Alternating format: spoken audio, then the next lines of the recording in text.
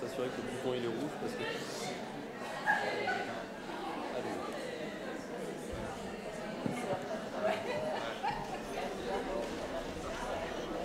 Bien, bien, bien. Je crois qu'on va partir pour cette table ronde. Est-ce que tout le monde est disposé à arrêter de parler? Voilà, super. Merci. Je m'appelle Émilie Gasque et je suis vraiment très heureuse d'être ici sur plusieurs plans, personnels comme professionnels. Mais je vais d'abord juste préciser un peu le cadre avec nos invités qui sont ici, qui prendront la parole après une petite introduction que je vais faire, juste une dizaine de pages. Et puis Caroline Roots, qui est à notre gauche, votre droite, qui va chroniquer par des illustrations. Vous pouvez la voir, la lire, découvrir ses cases. Elle s'appelle Caro, c'est aussi bien dans Vigousse que dimanche matin. Donc voilà, vous pourrez, j'espère, rire aussi, parce que c'est l'objectif de ce moment, qui est un moment que j'espère fluide avec vos interventions. Donc nous sommes là pour discuter des enjeux en lien avec les familles d'aujourd'hui. Et donc vous intervenez quand vous voulez. C'est une conversation ouverte avec vous tous, toutes et tous les intervenants sont d'accord avec cette pratique-là. Donc je vous disais, moi je suis ravie d'être ici sur le plan personnel parce que je suis mère de familles nombreuses. J'ai 3 enfants que j'ai mis au monde avec mes 2 ex-maris, 3 filles. Et j'ai aussi 2 enfants, une fille et un garçon que j'aime et dont je prends soin, qui sont nés de l'union précédente de mon compagnon. Nous vivons en famille recomposée, en coparentalité avec nos ex respectifs. C'est un joyeux bordel fort créatif. Et sur le plan professionnel, ça, ce sont des questions qui me passionnent depuis longtemps. Et j'ai enfin la chance de présenter à partir du 4 octobre une émission hebdomadaire sur ce thème-là. Ce sera Drôle d'époque de 15h à 16h30 tous les mercredis.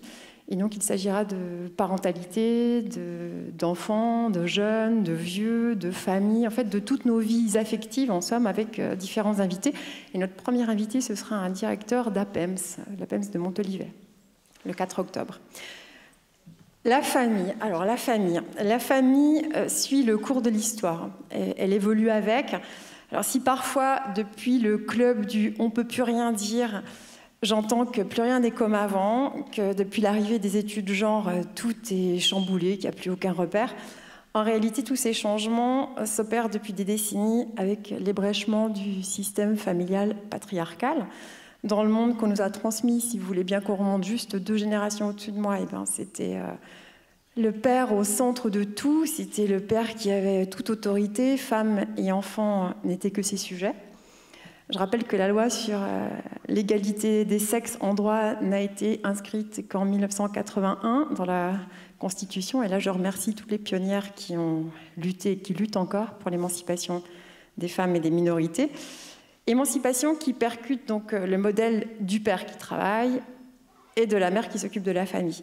Les femmes travaillent, les femmes font garder les enfants, les femmes se libèrent, divorcent, elles prennent seules en charge les enfants, des hommes aussi se retrouvent seuls avec des enfants. Je vous ai dit qu'il y a 10 pages. Par ailleurs, il y a les lesbiennes aussi qui s'organisent, elles ne sont pas en reste. Des enfants naissent de 2 femmes avec la participation d'amis ou d'un couple d'hommes, plus récemment par les dons de sperme, la PMA. Les homosexuels luttent pour leurs droits. Dernièrement, enfin, le mariage pour tous a été voté. Les couples gays, lesbiens adoptent ou mettent au monde des enfants, font reconnaître le 2e parent. Même interdites en Suisse, des GPA ont lieu. Elles se déroulent à l'étranger. Les enfants reviennent ici. Des femmes mènent seules des projets de naissance avec une PMA sans autres parents. Elles choisissent un donneur anonyme ou pas. Bref, toujours et sous de nombreuses formes, des familles se créent, d'autres se séparent, se recomposent ou restent monoparentales. Et tout cela alors que des femmes, des hommes, des enfants, des couples arrivent d'autres pays avec des cultures et des traditions qui n'ont pas été touchées par toutes ces évolutions.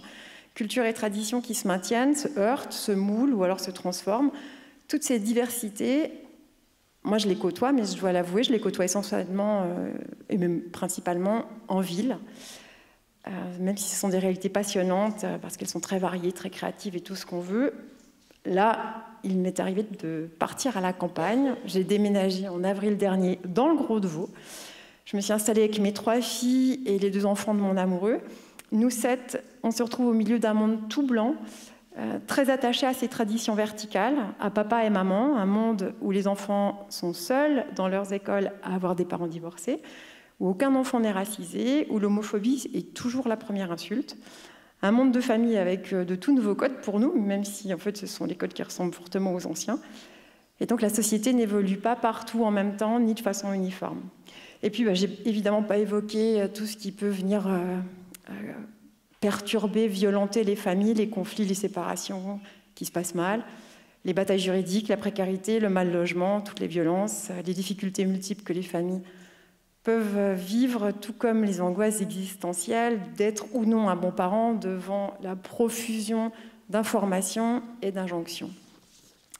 Voilà, tout ça pour dire que toutes ces difficultés, elles sont en plus, en tout cas très certainement accentuées dans le monde qui est le nôtre en ce moment, puisque c'est un monde en crise. On dit même en polycrise. On traverse plusieurs crises à la fois, économiques, climatiques, migratoires, une guerre en Europe. Les enfants, comme nous tous, sont confrontés à de nombreux bouleversements. Et moi, je crois que dans leurs réseaux parentaux, et on l'a vu avec la pandémie Covid, elle l'a démontré de façon implacable, vous participez, ou vous allez participer, au processus de coéducation de façon très rassurante et structurante. Et surtout, dans ce monde qui est ultralibéral, où tout est divisé, partitionné, où l'individualisme est devenu la norme, moi, je suis certaine que vous pouvez, dans vos établissements, offrir un socle commun de valeurs et de savoir vivre ensemble, et donc agir sur le présent et l'avenir de notre société. Donc voilà, moi je suis très curieuse, puis je suis même très impatiente de vous entendre, de découvrir votre regard, vos pensées, vos ressentis devant toutes ces familles d'aujourd'hui, et aussi de savoir quelles sont vos pratiques au quotidien et quels sont les enjeux. Donc, pour ouvrir la table ronde, moi, ce que je vous propose, c'est que chacune et chacun se présente, dise qui elle est ou qui il est, d'où il parle, quel est son travail et comment il regarde ou elle regarde son travail. Donc, je ne vous ai pas dit, mais donc, nous n'avons qu'un homme et on va donner d'abord la parole aux femmes, parce que...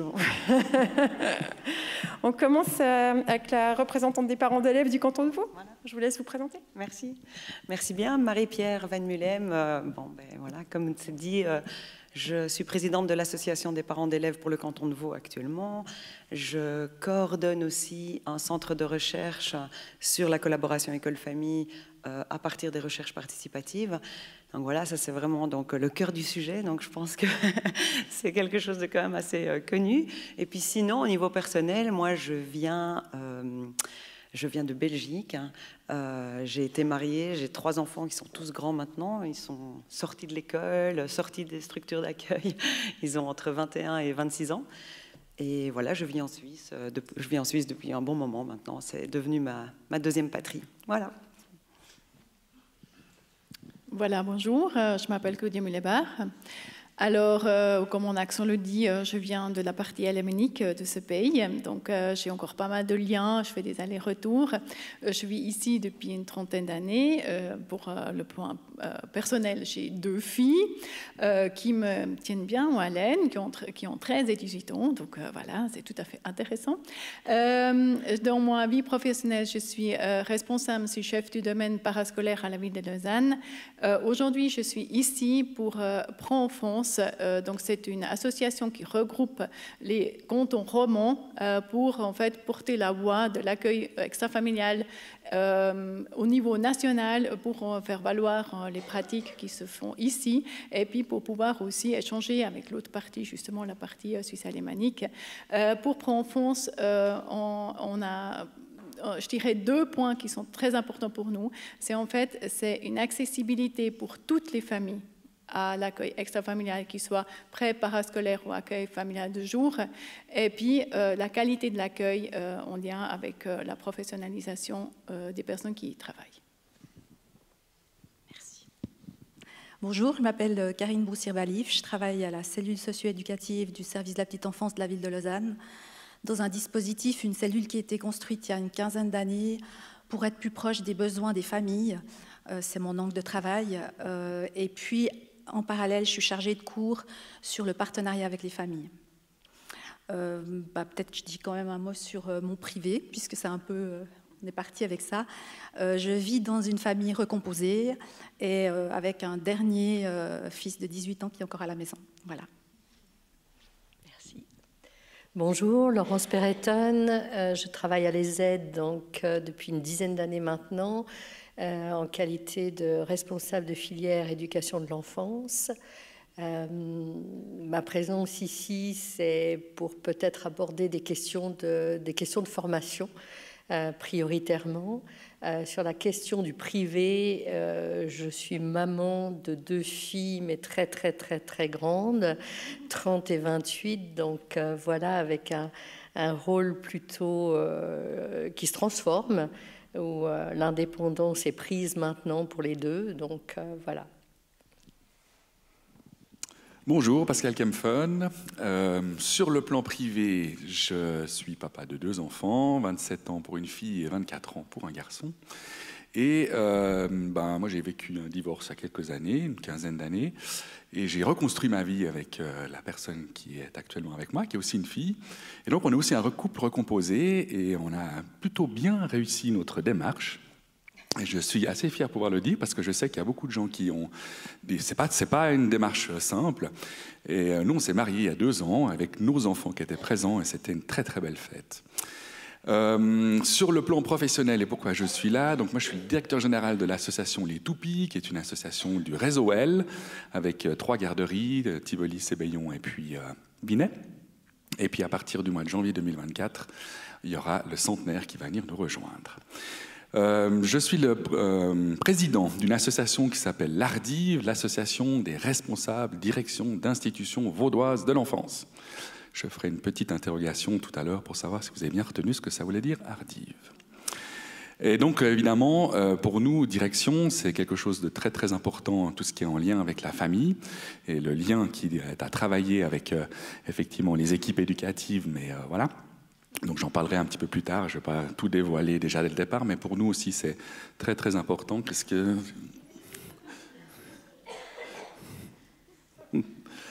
J'ai eu peur que ce soit un dessin sur moi, donc c'est pour ça que je vérifie à chaque fois. Voilà. Et puis à l'EZ, je fais aussi partie des experts pour les examens, que ce soit de l'EDR ou pour les examens finaux. Et c'est un très grand plaisir d'être avec vous cet après-midi. Bien, j'insiste sur le fait que vous pouvez toutes et tous intervenir, évidemment. On est parti sur l'idée de famille d'aujourd'hui. Quels sont les enjeux? Qu'est-ce qui se passe pour que la question de la famille se pose aujourd'hui, selon vos points de vue, dans vos différentes catégories d'activités? Qui veut me répondre sur son regard porté sur les familles et ce qui se soulève? Ce qui me permet de donner quelques éléments sur les catégories qui sont en augmentation, que je rencontre. Alors, ce n'est pas forcément des enjeux pour toutes les familles, mais en tout cas, ce qui me tenait à cœur de dire aussi dans mon métier, depuis à peu près 3-4 ans, je rencontre vraiment 3 catégories de familles qui sont en augmentation. Et en fait, en réfléchissant à cette intervention aujourd'hui et un petit peu à cette thématique des familles d'aujourd'hui, ce que je me suis rendu compte, c'est que ce qui était en tout cas pour moi très important, c'est de parler de ces catégories pour les rendre vraiment aussi vivantes que les constellations familiales, qui est évidemment le fil rouge, mais qui pour moi sont peut-être d'une importance, en tout cas pour pouvoir éduquer les enfants. Je pense que selon dans quelle catégorie de famille on est, notamment les familles qui sont avec un niveau socio-économique inférieur, c'est beaucoup plus difficile d'éduquer. Et puis, moi, j'ai vu une augmentation vraiment de la précarité depuis quelques années, et y compris dans la classe moyenne. Et ça, c'est vraiment quelque chose qui est, je dirais, très prenant et pour lesquels on parle beaucoup au niveau théorique, hein, que ça soit sur l'égalité des chances. Mais j'ai tendance à me dire, mais comment est-ce qu'on peut y répondre? Alors, je sais aussi que c'est beaucoup de réponses politiques, mais voilà, j'avais envie vraiment de les faire exister ici. Et puis après, il y a aussi la catégorie des familles qui vivent des séparations hautement conflictuelles, qui sont vraiment en augmentation importante dans les lieux d'accueil, pour lesquels on essaye vraiment de privilégier des endroits, des ressources pour les enfants. Mais là aussi, je pense qu'il faudrait pouvoir réfléchir à apporter peut-être plus de dialogue lors de la séparation. Enfin, ça, c'est vraiment des enjeux plus larges, évidemment, que pour la formation des professionnels de l'enfance. Mais en tout cas, ça occupe beaucoup les professionnels de l'enfance. Et puis, le focus, il est aussi important. Et puis, la troisième catégorie, c'est la catégorie des parents, des familles dont les enfants sont non mariés. Et ça aussi, c'est très intéressant, je trouve, sociologiquement. Se dire que voilà, on quitte ces modèles. Alors on en est bien sûr conscient, à l'instar de toutes les discussions qu'on a déjà eues ce matin. Mais je trouvais aussi intéressant de mettre le curseur sur l'enfant et pas sur le couple, et de se dire qu'effectivement aujourd'hui, dans les lieux d'accueil, en tout cas, moi, c'est vraiment ma boussole, celle de l'intérêt supérieur de l'enfant, puis de regarder à travers cette lorgnette et pas celle des parents, pour quitter vraiment l'angle parent et plus la famille avec l'axe enfant. D'ailleurs, aujourd'hui, se discute à Berne l'adoption systématique de la garde partagée en cas de séparation et plus une garde mère ou père d'un côté. Ouais. Claudia ? Oui, du coup, en fait, j'aimerais poursuivre parce que l'intérêt de l'enfant. Donc, pourquoi Pro-Enfant c'est ici aujourd'hui, puis pourquoi on parle de la famille? Parce qu'aujourd'hui, en Suisse, pas toutes les familles ont le même droit. Aujourd'hui en Suisse, suivant quel canton vous habitez, la place en crèche-garderie ou la place au parascolaire est tellement inaccessible, tellement chère que vous ne pouvez pas y aller. Suivant quel canton vous y êtes, vous vivez, on va vous demander de déjà montrer patte blanche. Est-ce que vous travaillez vraiment les deux? À combien % vous travaillez? Comment vous faites? Comment est organisée votre vie? Et puis peut-être, oui, vous pouvez avoir une place. Donc pour Pro-Enfant, une préoccupation, c'est vraiment de réfléchir à cet intérêt des enfants et non pas à la situation sociale, économique ou professionnelle de la famille, mais vraiment à l'intérêt des enfants. Donc une famille qui a envie que son enfant il vienne en garderie ou que son enfant il vienne au parascolaire, cette famille elle devrait pouvoir accès à ces prestations et ça sans aucune discrimination possible. Et ça aujourd'hui, malheureusement, vous voyez comment fonctionne notre pays. Aujourd'hui, si vous naissez en canton d'Argovie, je peux en parler parce que j'y viens, en canton d'Argovie, l'organisation pour l'accueil de jour, que ce soit pré-parascolaire, est reportée sur les communes. Donc si la commune dit hop, on n'a pas l'argent, on n'a pas la place, on n'a pas rien, il n'y a juste rien. Et puis si vous venez dans le canton de Vaud, vous avez un peu plus de chance parce que c'est quand même très très très bien organisé par rapport à d'autres cantons de la Suisse. Mais en même temps, la première place est donnée aux familles dont les deux parents travaillent. Et ça, aujourd'hui, ça rend l'accessibilité et puis du coup l'équité de traitement pour les enfants pas encore comment ça devrait être. Marie-Pierre, ce sont des réalités qui remontent aussi à l'association de parents? Oui, bien sûr. Et je voulais juste rebondir sur le fait que le canton de Vaud, il y a plus de chance. Il y a plus de chance à Lausanne, on va dire ça. Le reste du canton, pas tout à fait la même.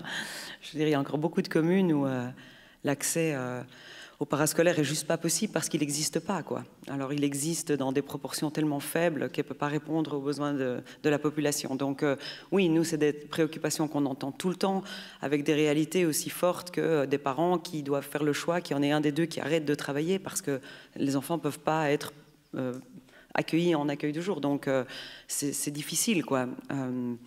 Ça, c'est une vraie réalité, on l'entend. Et c'est vrai que je rebondirais aussi sur le fait des différents profils de famille.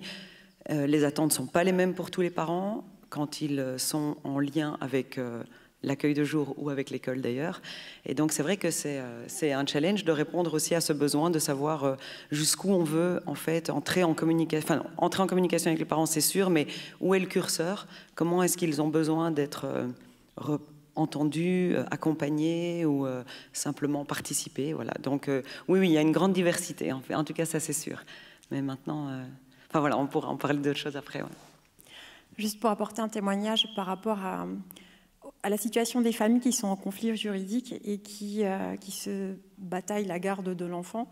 Moi, je sais que les accueils de jour m'ont, par exemple, dans ma situation, permis de voir ma fille quand je n'en avais pas la garde et que ça m'était impossible.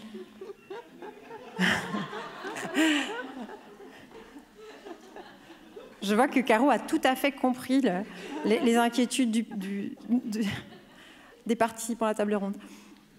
Donc les structures ont aussi un lien très soutenant, un rôle qui peut être très soutenant aussi, favorablement en fait, dans l'apaisement des relations. Est-ce que vous en avez conscience à la direction? Alors oui, on en a conscience. Maintenant, ce qu'il faut être aussi prudent, c'est qu'il y a des limites. Et notre champ de travail, il n'est pas forcément d'être thérapeute de couple ou thérapeute familial. Donc il faut être très prudent parce que on peut vite se faire prendre émotionnellement, hein, avec une maman, avec un papa qui vient avec beaucoup de sensibilité, beaucoup d'émotions, qui vient déverser des choses. L'éducatrice et la direction doivent aussi rester avec une certaine neutralité par rapport à des situations effectivement de conflit. Mais je voulais juste revenir par rapport à ce qui était dit tout à l'heure. Moi, je suis issu d'un papa, d'une maman tout à fait normale, entre guillemets, hein, je mets des très très grandes guillemets, qui ont eu 2 enfants. Et puis voilà, donc moi j'ai commencé un peu à casser la... Voilà, c'est ça, un des 2. Et puis on a commencé à casser un petit peu le moule, enfin bref. Et puis... Ce qui est intéressant aussi dans les choses qui ont un petit peu évolué, c'est que quand j'ai commencé mon métier de directeur, on avait les fameuses fiches d'inscription des parents, et c'était marqué père-mère, hein, c'était pas marqué autre chose. Et puis, petit à petit, on a été confronté à des couples homosexuels qui disaient, mais voilà, non, il n'y a pas de père. Ah bon? Comment ça, il n'y a pas de père? Si, il y a bien un père. Et on n'était pas très à l'aise de discuter de ça. On disait, mais qu'est-ce qu'on peut dire, pas dire? Des fois, il y a aussi des mamans qui venaient en disant... une maman qui venait inscrire et puis on sentait que peut-être c'était un couple homosexuel mais c'était pas sûr, est-ce qu'on peut aborder, etc. Aujourd'hui, en tout cas c'est comme ça que je ressens les choses avec les collègues de direction, on est beaucoup plus ouvert, on est beaucoup plus à accueillir ceci, effectivement. Actuellement, c'est plus père-mère, c'est parent numéro 1, parent numéro 2, par exemple. Après, on peut discuter sur la hiérarchie des parents, mais non, mais parents. Enfin voilà, il y a plusieurs possibilités, effectivement, de faire en sorte que ça apparaisse. Et puis après, voilà, donc c'est plutôt dans ce genre de choses-là. Mais effectivement, on a une capacité aussi, en tant que des directions, à une certaine... adaptation, en fait, à la société, adaptation aux différentes familles qui viennent dans nos institutions. Mais ça prend encore certains temps. Je pense qu'effectivement, dans des villes, ça va probablement plus rapidement. Et ça, tu le disais aussi, Claudia, ou peut-être en campagne, il y en a encore un tout petit peu de... peut-être pas de réticence, mais en lien peut-être aussi avec le monde un peu rural, ou ce genre de choses-là, à pouvoir accueillir ce genre de choses. Oui, je pense encore. Étant domicile dans le canton de Fribourg, je vois que c'est pas toujours tout simple, effectivement. Mais ce sont aussi des codes qu'il faut respecter. Voilà. C'est ça l'enjeu et la complexité. Laurence, comment ça se passe dans les formations? Comment est-ce qu'on fait venir toutes ces réalités et la prise en compte de ces diversités pour que les éducateurs et les personnels de l'enfance sortent les mieux à même? Alors peut-être il faut resituer la mission de l'ESED. Nous sommes une école supérieure en éducation de l'enfance, mais nous appartenons à la famille des écoles supérieures en Suisse et nous avons un cadre légal qui fixe finalement notre mission. Et notre mission est de former des éducateurs de l'enfance dans une visée généraliste. C'est vrai que très souvent, nous sommes interpellés en disant il faudrait une formation sur ci, il faudrait une formation sur ça, il faudrait une formation à ça. Et puis, quand on additionne, et si nous répondions à ces demandes très spécifiques, nous pourrions faire une entrée en formation en l'an 2020 et que les étudiants pourraient en sortir, aller au plus tôt en 2030. Donc ça, c'est pas envisageable et ça dépasserait le cadre de notre mission. Par conséquent, on a une responsabilité qui est grande, c'est de former des généralistes et en fait, la porte d'entrée pour répondre finalement à des besoins spécifiques, c'est aussi de travailler sur les postures professionnelles, c'est-à-dire de permettre à des étudiants de déposer des situations qui les questionnent, de travailler sur ces situations avec eux et puis de permettre d'aller explorer différentes possibilités d'intervention et de les faire réfléchir sur ces dimensions-là. Après, bien sûr qu'on va aborder la spécificité à travers les situations qu'ils ramènent. Mais c'est vrai qu'on va travailler plus sur la question, la posture professionnelle, c'est quoi accompagner un enfant, c'est quoi dans son développement, c'est quoi accompagner un enfant et sa famille. Et puis à partir de là, eh bien, en travaillant sur cette dimension-là, finalement, la famille X ou la famille Y, elle est dépositaire de spécificités différentes, mais elle est unique à chaque fois. Et à chaque fois, c'est une recomposition de réponses à formuler en fonction de la situation. Et qu'en fait, on ne peut pas stigmatiser plutôt une sorte de famille plutôt qu'une autre, parce que la famille, par définition, elle est unique. Donc on doit pouvoir avoir des professionnels qui répondent et qui considèrent cette unicité. Oui. Marie-Pierre.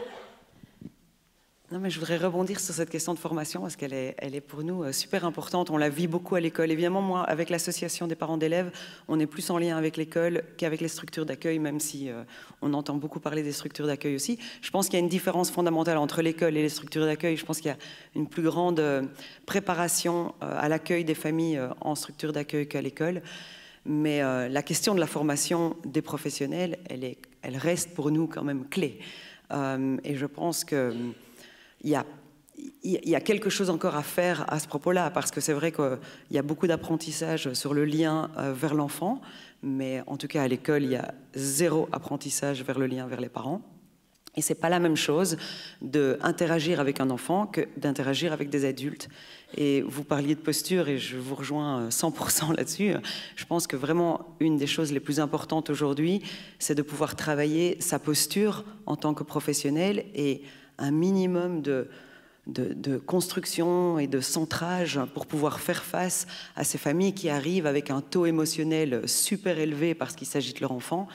Et il faut en face des professionnels qui soient capables de recevoir cette parole sans vaciller autant que possible. Je sais que c'est difficile, mais en tout cas, c'est ce qu'on voit qui manque. Et de nouveau, je parle plus pour l'école sans doute que pour l'accueil de jour où je connais moins bien, mais ça, c'est vraiment une gageure pour l'avenir. Je pense qu'il va falloir que les professionnels soient plus solides encore, quoi.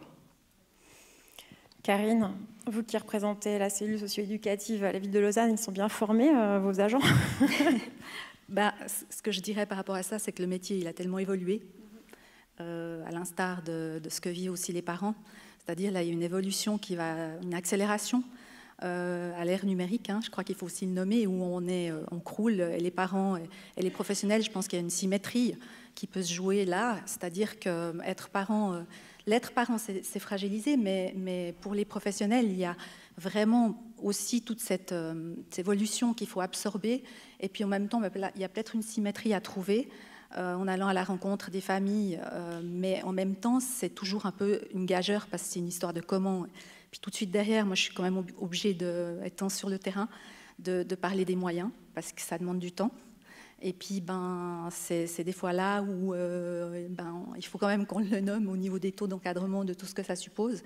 Mais au-delà de ça, je pense que cette posture professionnelle qui est en train vraiment d'être travaillée très fortement, je trouve, dans les écoles, et c'est pour ça aussi que je crois beaucoup à la formation, peut tenir compte aussi de cette évolution métier, de cette évolution aussi de la complexité dans le monde dans lequel on vit, y compris avec toute la question numérique. Parce que ça va trop vite, donc on doit pouvoir s'adapter, ça doit vraiment être une qualité première. Mais face à cette complexité, je pense qu'évidemment, il nous faut des temps de réflexion, des espaces, ce qui se fait à l'ESED où je suis chargée de cours. J'ai été très, très impressionnée par ce nouveau plan d'études cadre qui fait travailler vraiment les étudiants d'une manière complètement différente en ayant des apports avant même de se retrouver en présentiel. Donc je pense qu'on est en train vraiment dans un monde en pleine mutation, mais la difficulté qu'on a, c'est le manque de temps et que ce temps accéléré, il est accéléré pour tous et du coup, il nous rend vulnérables. Et alors, il y a des parallèles à faire, mais on ne peut pas tout attendre les uns des autres. Puis c'est un petit peu là où je pense que cette posture professionnelle, elle peut aussi être très intéressante si on s'apprend ensemble. Je ne sais pas quelle formule on pourrait avoir, mais en gros, c'est apprendre aux professionnels à se positionner, apprendre aux parents à se positionner. Je pense que c'est vraiment des deux côtés, y compris à l'enfant, évidemment, même que voilà, on est dans d'autres positionnements. Mais ça, moi, en tout cas, c'est ce à quoi je m'attelle le plus. Parce que, en faisant ça, je pense qu'on peut être sur quelque chose de plus transversal et de moins vertical. On reviendra sur la posture parce que j'aimerais bien le détail, mais Claudia, voilà. J'avais envie de réagir par rapport à la question du temps. Oui, parce qu'il faut beaucoup de temps. Parce que quand on travaille dans une structure à, disons, 44 places ou 96 places, ou peu importe, bah, ça fait beaucoup de familles. Et puis, on ne peut pas dire, OK, on adresse une lettre à toutes les familles, demain, votre enfant, il faut venir avec des petites baskets et puis un sac à dos. Et puis après, on se dit, mais flûte, il y en a 10 qui ne sont pas venus avec le sac à dos, et puis c'est les mêmes 10 qui ne sont déjà pas venus avec le sac à dos la dernière fois. Ça demande, en fait, du temps pour créer un lien de confiance avec chaque famille, pour avoir du temps avec chaque famille, pour qu'on puisse savoir, bah non, en fait, cet enfant-là, il ne va jamais venir avec un sac à dos parce que ses parents, ils n'auront jamais les moyens d'acheter un sac à dos.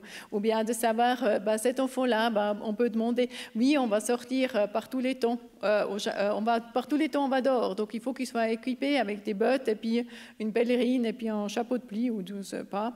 Et puis, bah, si on ne connaît pas bien les familles, bah, on ne peut pas savoir qu'il y a des enfants qui n'auront jamais des bottes. Et là, je trouve qu'il y a une réelle attitude professionnelle, c'est de dire, OK, comment on fait? Qu'est-ce qu'on met en place pour qu'en fait, ces enfants sont traités comme tous les enfants? Enfin, on a peut-être une vingtaine de bottes qu'on a récupérées quelque part. Tout le monde a des bottes et tout le monde va dehors. Et puis, on ne fait pas porter sur les familles qui sont souvent déjà dans des situations, parfois dans des situations déjà complexes, encore quelque chose de plus dur, ce qu'il est déjà. Mais ça demande effectivement, ça demande de connaître les familles, mais ça ne demande pas être un inquisiteur, donc je veux la fiche de la famille, je sais savoir combien il gagne, où il habite, machin, mais ça demande du temps pour avoir un réel échange. Mais bonjour, pourquoi votre enfant vient ici? Qu'est-ce que vous attendez de ce lieu-là? Qu'est-ce que vous pensez qu'il devrait s'y passer? Et puis, si on fait la sortie, pour vous, c'est comment? Quand vous recevez la lettre avec toutes ces choses qu'il faudrait apporter, ça vous fait quoi? Ça vous fait, enfin, comment vous pouvez appréhender ça? Et ça demande effectivement, non plus, ça demande une attitude professionnelle qui permet l'accueil, qui permet la création d'un lien de confiance. Et puis, ça demande aussi, enfin, voilà, comme ça a été dit, vraiment de s'investir dans cette relation pour qu'elle puisse devenir de confiance, pour que ça permet aux parents aussi de dire ce qui est difficile pour eux. Ce dialogue indispensable. Je rebondis juste pour dire que la nécessité d'informer les parents, elle est peut-être moins clair que ce qu'on croit, dans le sens où on a l'impression que les parents comprennent la structure d'accueil. Moi, tant que je n'ai pas vu une fille qui travaillait en accueil de jour, je n'avais pas compris à quel point le personnel est sollicité et a tant à gérer à la fois. Donc, il a fallu qu'elle me raconte pour que je me dise « Ah ouais, en fait, vous travaillez comme des dingues ». Et donc, c'est compliqué de l'extérieur de réaliser la charge et toutes les responsabilités et toutes les petites choses à faire bout à bout et toutes les allergies et tous les trucs à pas rater et toutes les attentions à donner. Donc voilà. Ah, il y a quelqu'un qui veut poser une question. Est-ce que Marie-Pierre, c'est OK? En fait, ce n'était pas une question, c'était plus un apport. Effectivement, quand on parle, ça m'a beaucoup parlé quand vous avez dit on sort par tous les temps. Et ce n'est pas seulement le matériel, mais aussi... je travaille dans une structure où il y a vraiment des différentes cultures. Et puis finalement, on discutait avec les parents. Et on disait on va en forêt vers la rivière. Et puis en fait, des fois, il y a des enfants qui ne venaient pas. On ne comprenait pas. Et puis on juge facilement. Et finalement, on discutait avec ces familles. Il y a des familles qui n'ont pas cette habitude d'aller en forêt parce que dans leur pays, leur forêt, c'est dangereuse. Ou des autres familles qui sortent par tous les temps. Déjà, quand il pleut, pour eux, s'il pleut, l'enfant il va tomber malade, alors pourquoi je vais le faire sortir par la pluie?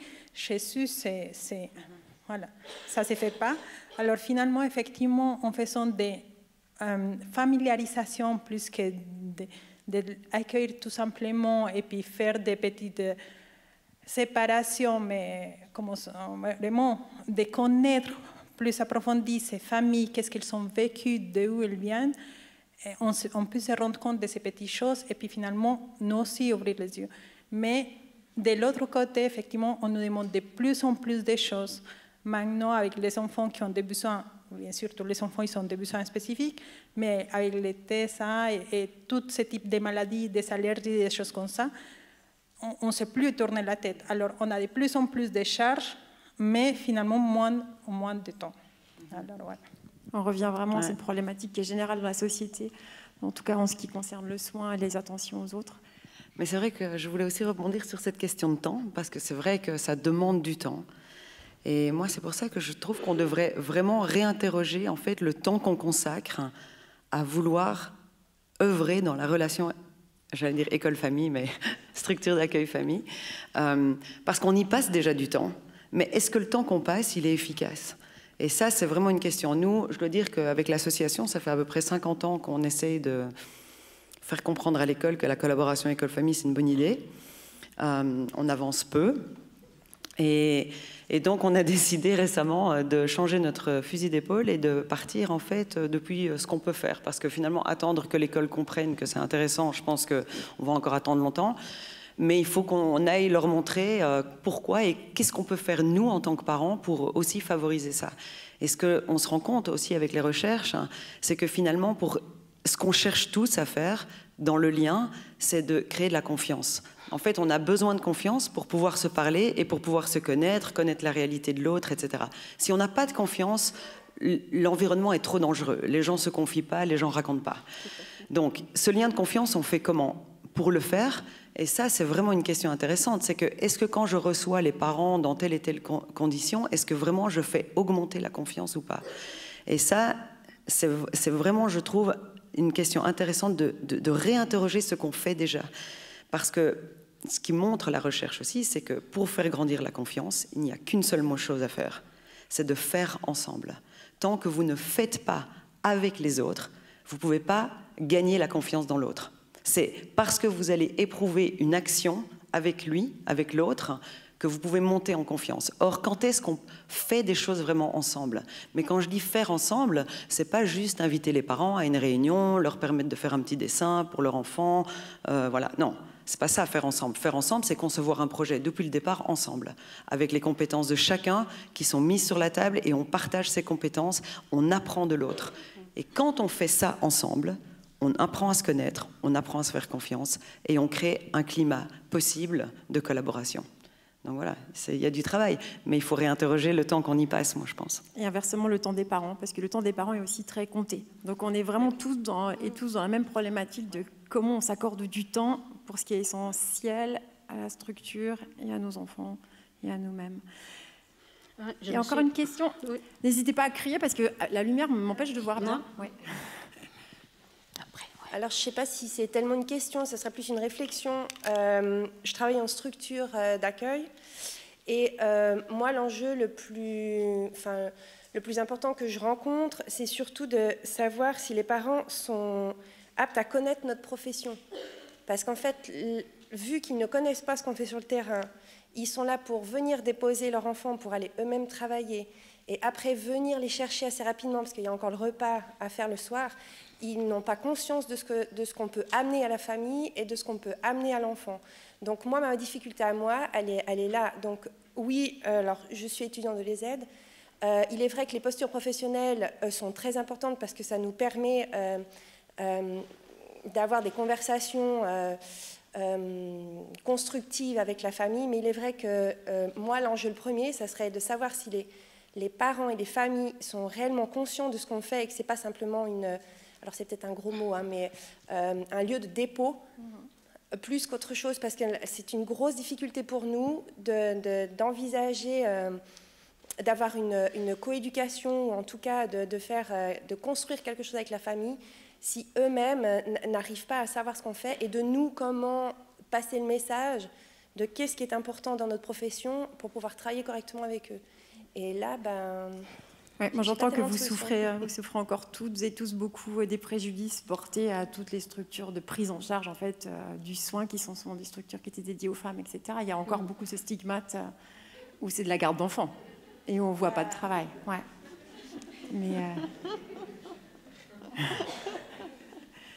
Mais oui, alors tout le monde voulait intervenir à la fois. Claude. Bon, alors je fais vite. Par rapport effectivement à la reconnaissance de la profession, c'est un enjeu depuis des années et des années. Hein. Et puis je pense qu'au sein des structures pré-parascolaires, on n'est pas forcément super bien armé en fait pour dire ce qu'on fait. Hein. On peine souvent à vraiment mettre des mots sur ce qu'on fait. Et puis je pense aussi que là il y a parfois un malentendu parce que parfois les parents en fait ils aimeraient plus savoir et parfois les parents ils osent juste pas demander parce qu'ils ont l'impression qu'ils dérangent parce qu'en fait, ils sont le numéro 7, on la queue qui vient chercher leur enfant en fin de journée, ou bien le numéro 14, ou bien le matin, vraiment, c'est pas le moment parce qu'il y en a déjà 2 qui pleurent, et puis il fallait vraiment comment... Enfin voilà, vous avez tous vécu ces situations, hein, où un parent, il essaie juste de poser son enfant qui pleure pas trop parce que l'équipe est déjà occupée avec d'autres. Et je pense que là, ce qui pourrait être intéressant, c'est de créer ces espaces d'échange où vraiment le parent il peut poser des questions, mais en fait, qu'est-ce qui se passe? Mais où les équipes peuvent aussi demander, mais vous, parents, en fait, pourquoi vous attendez quoi de ce lieu-là? Qu'est-ce que vous voudriez dans votre idéal, ce que votre enfant vive ici? Et puis, pour avoir il y a longtemps fait une soirée parents par rapport à ça, les parents, ils ont plein d'idées, en fait. Et ils ont des envies et des idées de comment ils voudraient que ça se passe. Ça ne veut pas dire qu'on doit tout faire ce que les parents veulent. C'est pas ça, mais ça donne au moins une idée de ce que les parents pourraient vouloir ou souhaiter pour leur enfant. Et ça permet un peu mes pas de co-construction. Bonjour, je suis là. C'est très drôle. Bonjour, j'aimerais justement donner juste un point de vue par rapport à la rencontre avec des familles. Et je peux comprendre, ayant travaillé dans des structures ordinaires, donc des garderies. Actuellement, je travaille à l'EVAM. Donc, je pense que la rencontre peut être vue de différentes manières parce qu'il y a, en tenant compte des familles qu'on a vues ce matin, nucléaires, élargies, recomposées, arc-en-ciel, toutes ces familles. Moi, j'ai comptabilisé ce matin 6 sortes de familles. Et moi, je travaille actuellement à l'EVAM. Moi, j'ai un autre regard, un regard décentré parce que j'ai aussi fait une formation qui me permet de pouvoir comprendre les problématiques des parents.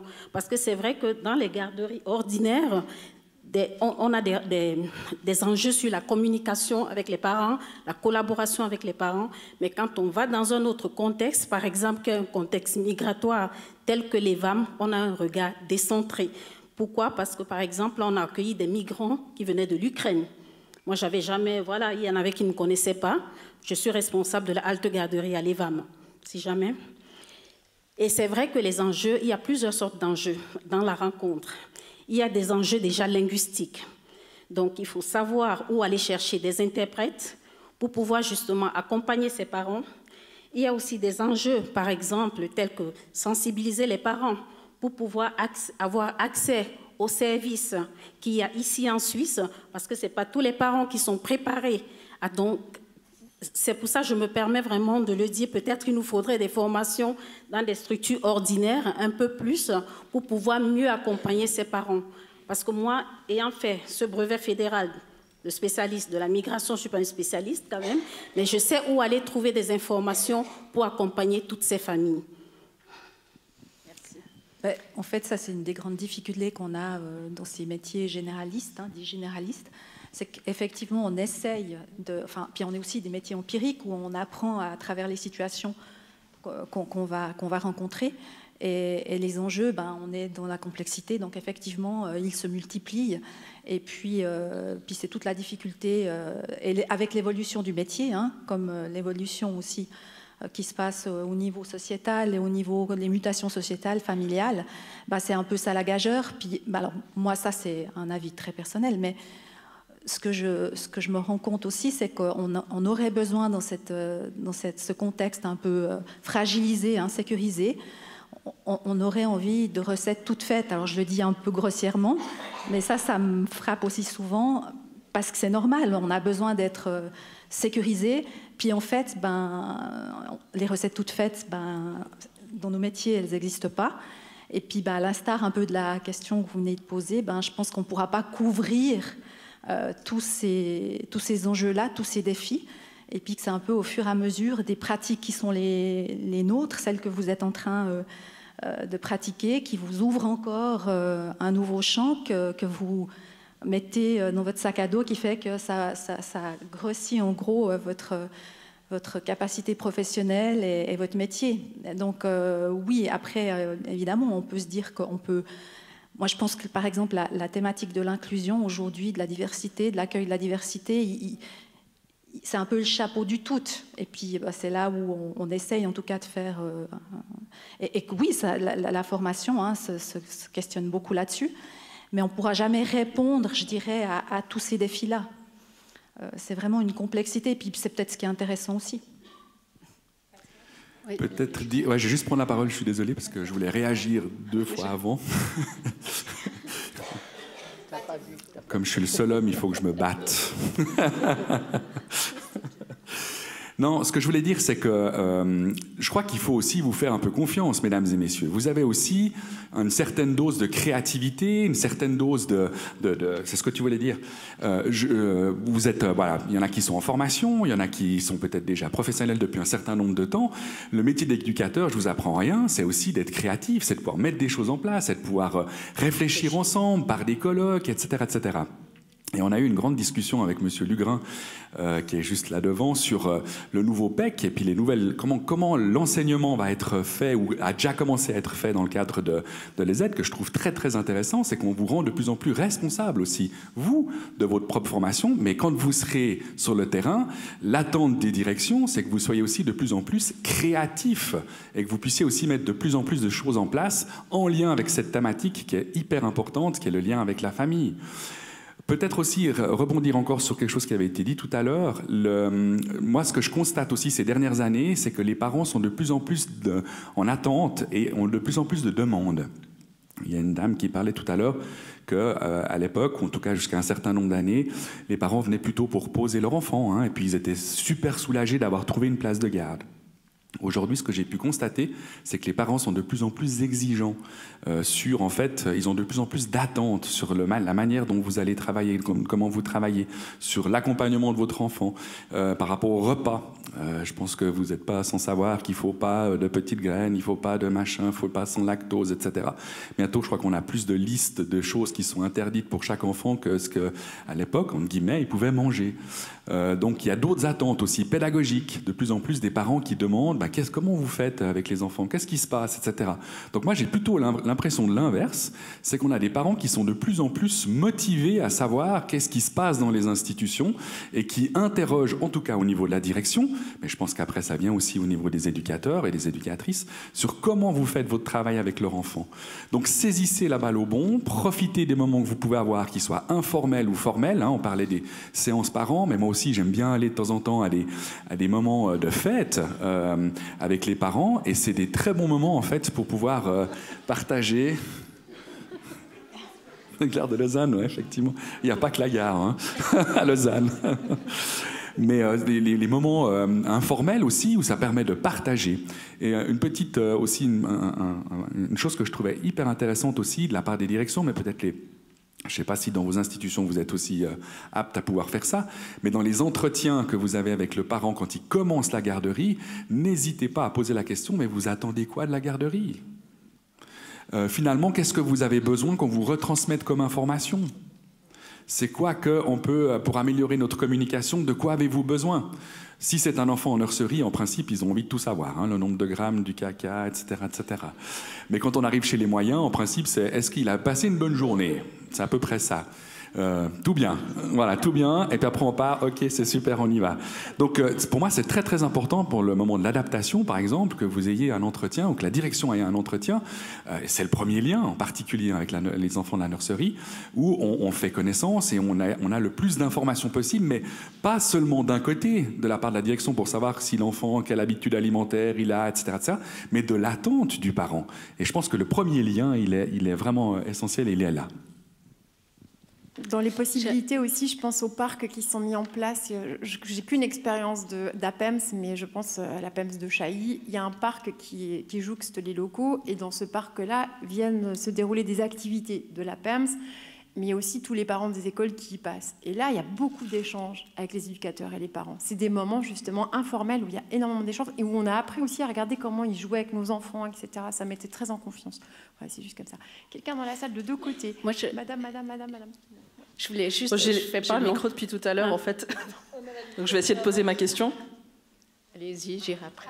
Voilà. En fait, moi, c'était plus une question, peut-être pour Madame Mulbar et puis Madame la présidente de l'association des parents d'élèves. Je n'ai pas retenu votre nom, désolée. Von Mullen.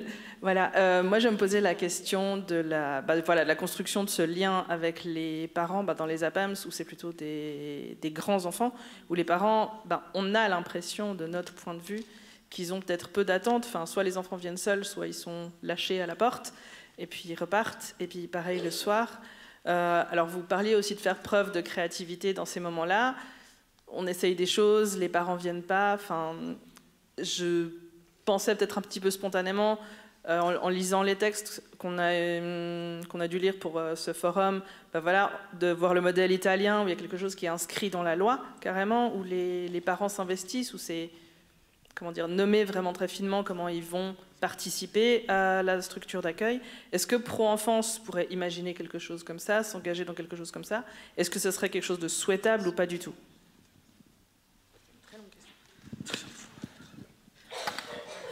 Bon, merci pour la question.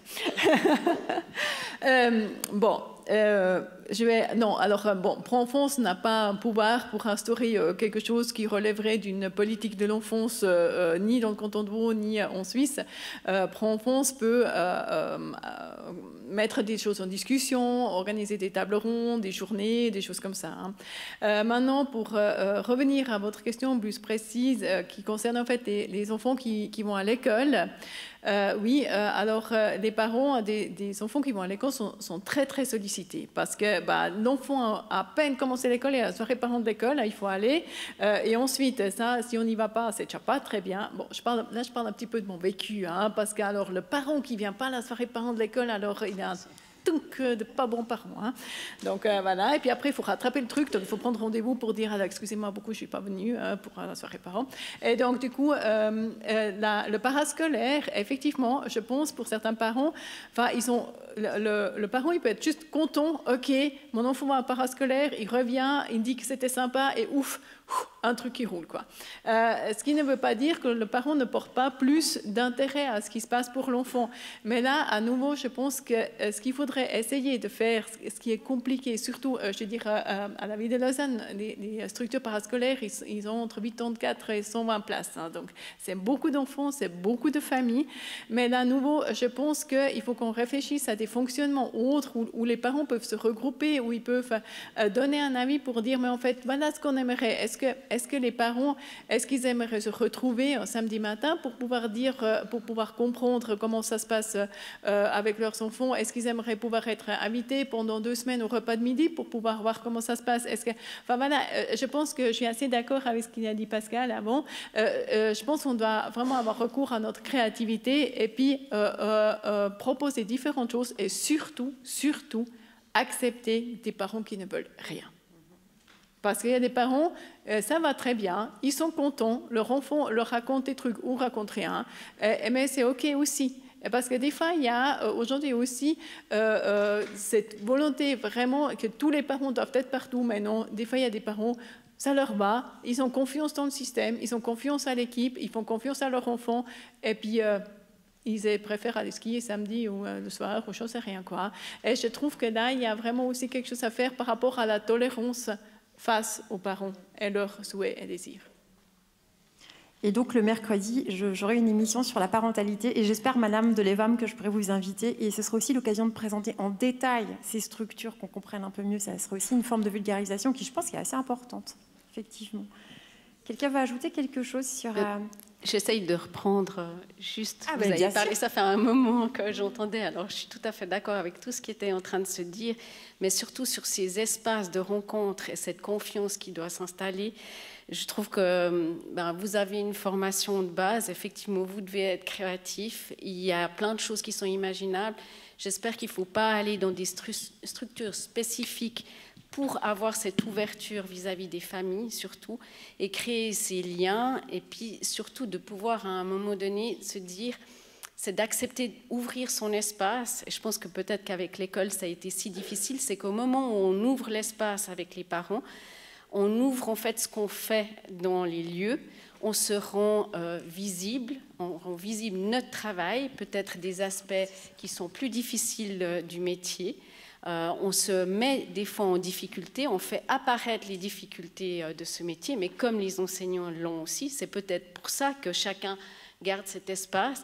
Et je pense que c'est vraiment l'enjeu qui vous attend, c'est qu'est-ce qu'on ouvre, quels sont ces espaces qu'on permet et aux parents et aux professionnels, pour rendre visible effectivement le métier que vous exercez et qui se complexifie, et puis aussi les familles, leur complexité, leurs difficultés qui ne sont pas évidentes non plus pour elles, peut-être à échanger, et puis certainement pas à 5 heures derrière les 15 familles qui attendent. Je veux dire, c'est vraiment ça, mais je trouve que cette tolérance aussi que tu disais, Claudia, accepter que finalement pour cette famille, ce n'est pas le moment. Puis des fois, peut-être si ce n'est pas le moment, c'est qu'il y a quelque chose vraiment derrière qui fait que ce n'est pas le bon moment pour elle de venir et de partager ça. Mais c'est aussi comment le métier de la petite enfance n'a pas forcément besoin ou peut collaborer aussi avec d'autres métiers, mais ce n'est pas de se dire il faut du spécialisé ici, il faut collaborer. Mais vous avez une spécificité, et il faut s'inspirer de ce qui est fait dans d'autres milieux, mais cette spécificité petite enfance, elle doit rester.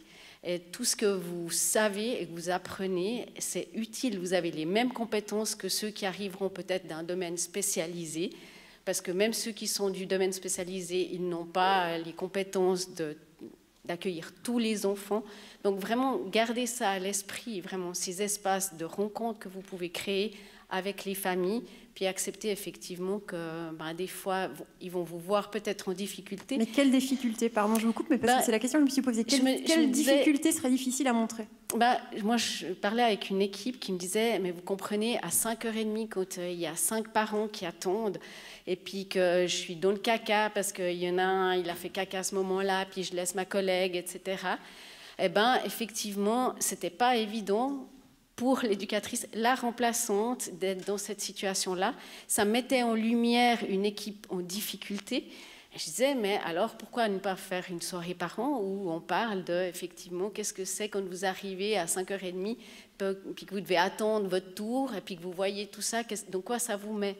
Et puis aussi, les éducateurs et les éducatrices, pas seulement de se dire « Ah, mais j'étais en difficulté ». Oui, c'est la réalité. Des moments, on est en difficulté. C'est plutôt qu'est-ce qu'on fait de cette difficulté, comment on va agir la prochaine fois, où on peut dire écoutez, ce soir, franchement, si vous voulez en savoir plus, vous pouvez me rappeler demain. J'en sais rien. On peut construire ensemble avec les familles. Mais surtout, cette difficulté-là ne dit rien de la capacité ou non à gérer la situation. Exactement. Et les parents sont eux-mêmes souvent en difficulté, donc ça met plutôt à l'aise, ça fait baisser la pression aussi. C'est ça.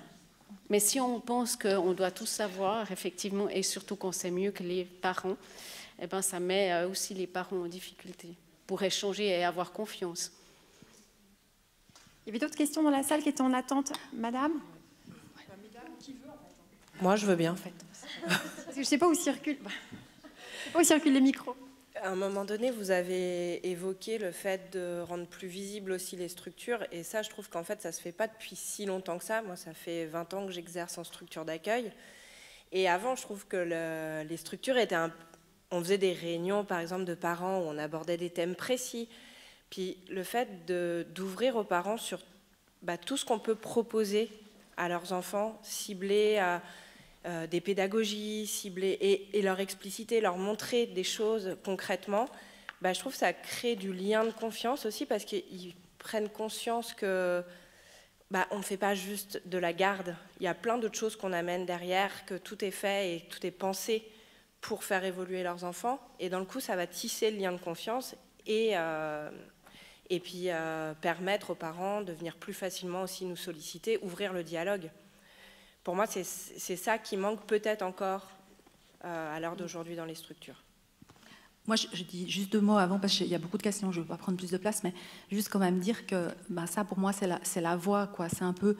Moi, ça fait une dizaine d'années où je me dis, mais comment est-ce que dans certains espaces où je suis, alors je ne sais pas, même un forum comme aujourd'hui, on puisse être justement partagé avec des familles, puis qu'on ne parle pas forcément au nom des familles, mais que... Bon, on est tous des familles, mais pour dire qu'on puisse vraiment un peu décloisonner. Et puis, il me semble que depuis une année, on est en train un petit peu plus...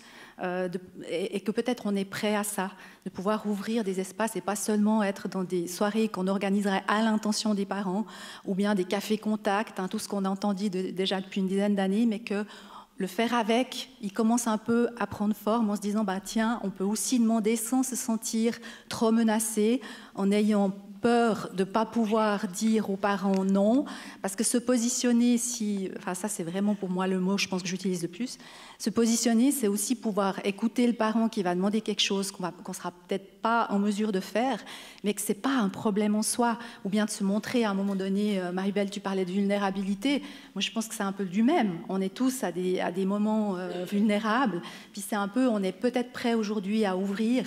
Et puis c'est peut-être cette voie-là, ça fait très envie quand je vous entends. Je me dis, oui, on est des métiers de l'invisible et il faut commencer par là parce qu'on a un contre-modèle. Moi, je vois aussi toujours l'école comme étant encore plus rigide. Donc des fois, si je fais un peu le parallèle, je me dis, on peut ouvrir une voie parce qu'on est moins institutionnalisé que l'école. On a cette culture, je dirais, horizontale avec les parents. En profitons, quoi.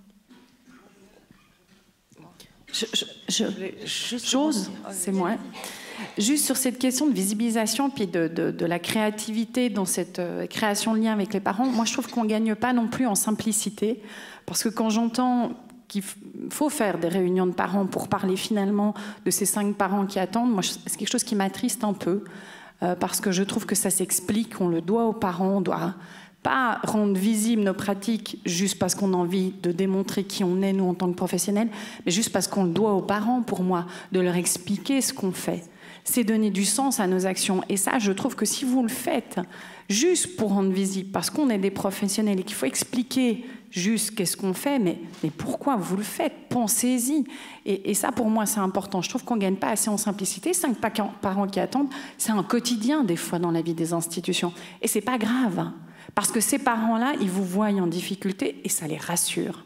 Et ça, pour moi, c'est important. N'ayez pas peur. Je trouve qu'on est encore trop dans des histoires venez, on fait des portes ouvertes pendant 1 ou 2 semaines, on fait des petits déjeuners. Mais comment vous pensez la place de ces familles au sein de vos institutions? C'est une vraie question. Est-ce qu'elle est juste comme ça, spontanée, à un moment donné, à un temps T? Mais non, mais donnons la place à ces familles, donnez-leur accès à ce que vous faites et pourquoi vous le faites, et inversement. Moi, j'ai été interrogée aussi par rapport à la question que vous aviez, une des étudiantes, sur finalement les parents ne viennent pas, mais demandez-vous pourquoi ils ne viennent pas, parce qu'on peut mettre beaucoup de sparadrap, mais à un moment donné, il faut juste se poser la question, et ça peut être une question aussi intéressante à poser tout à l'heure à Pierre Moisset. Donc voilà, gagnons aussi en simplicité. Et je parle en tant que maman, puisqu'en fait, j'ai cette légitimité-là ici, en non professionnelle du tout. Et c'est vrai que ce qu'on attend, ce n'est pas de la performance, mais c'est de la vérité, c'est une authenticité. C'est que les personnes soient bien avec nos enfants et pas qu'elles surjouent quelque chose. Donc moi, ça me met plus à l'aise, effectivement, de voir quelqu'un qui est débordé et qui gère comme elle peut, que quelqu'un qui camoufle. Vraiment. Oui, mais je voulais juste rebondir peut-être. Oui, juste madame qui pose encore sa question. Tu peux aller avec ton commentaire. Je voulais juste parler, moi, d'un autre sujet. C'est une profession exigeante et moi j'ai toujours de la peine à comprendre pourquoi la formation continue n'est pas obligatoire. Dans une formation, voilà, enfin c'est vrai, il y a des formations pour lesquelles il faut aller se former. Moi j'entends souvent des directrices qui se disent « Oh ben marche mon équipe, alors pour les motiver c'est super difficile ». Mais là, je te regarde, Pascal, parce que c'est vrai que pourquoi on n'avance pas mieux sur toutes ces questions de formation continue, de casse, qui sont là, hein, qui existent, mais qui sont finalement si peu utilisées. J'ai juste une question. Parce que moi, je pense qu'avant de donner une place à un parent dans une structure d'accueil, est-ce qu'on ne pourrait pas penser, avant même qu'il rentre dans une structure, que lui-même a la possibilité de choisir dans quelle structure d'accueil mettre son enfant? Parce qu'aujourd'hui, je trouve qu'on rencontre le problème que chaque parent n'a plus de choix de où mettre son enfant, de regarder un projet pédagogique, de rencontrer l'équipe et de savoir si réellement ça lui correspond et ça correspond à sa famille. Ou bien, parce qu'aujourd'hui, on rencontre le problème qu'il n'y a pas assez de place et que, il faut, avant même de concevoir un enfant, il faut penser à est-ce que je vais pouvoir continuer de travailler ou pas, ou est-ce que je vais trouver ma place en crèche pour mon enfant, et voire de choisir en fait entre une maman de jour, entre une crèche, entre peu importe le lieu d'accueil. Mais quand on accueille une famille, on l'accueille dans son entier, et c'est vrai qu'il y en a qui n'ont pas forcément eu le choix d'être là, et de savoir réellement comment concilier entre les deux, en fait, et de réellement demander, enfin nous on sait dans ma structure où je travaille, de demander réellement si c'était un choix de venir dans cette crèche ou c'est juste parce que ils ont eu leur place et ils sont venus et qu'il n'y a pas eu d'autre choix. Et à ce moment-là, on apprend à être avec eux dans cette manière-là d'être.